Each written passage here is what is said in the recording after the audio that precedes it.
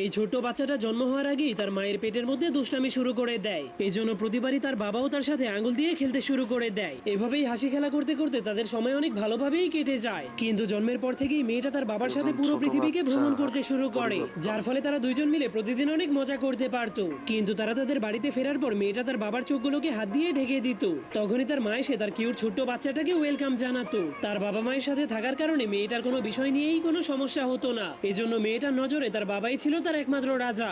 এরপর ধীরে ধীরে মেয়েটা বড় হওয়ার কারণে সে তার মাকে কাজে সাহায্য করতে শুরু করে। কিন্তু তখনই মেয়েটার মা দুইটা পাখিকেই দেখতে পায়, যারা বড় হয়ে যাওয়ার কারণে তাদের মাকে ছেড়ে চলে যাচ্ছে। এই জন্য সে অনেক ভয় পেয়ে ভাবতে শুরু করে তার মেয়ে বড় হয়ে গেলে তাদেরকে ছেড়ে চলে যাবে। এর কয়েক বছর পর মেয়েটা যখনই অনেক বড় হয়ে যায় তখনই সে লুকিয়ে লুকিয়ে তার মায়ের মেকআপ করতে শুরু করে দেয়। কিন্তু এসব দেখার পর তার মা তাকে জোর করে বাচ্চাদের মতো চুল বেঁধে দেয়। কিন্তু মেয়েটা এখন আর এভাবে চুল বাঁধতে একদমই পছন্দ করে না। কিন্তু এর কয়েক বছর পর মেয়েটা আরো বড় হয়ে গেলে তার একজন জাদুকরের সাথে ভালোবাসা হয়ে যায়।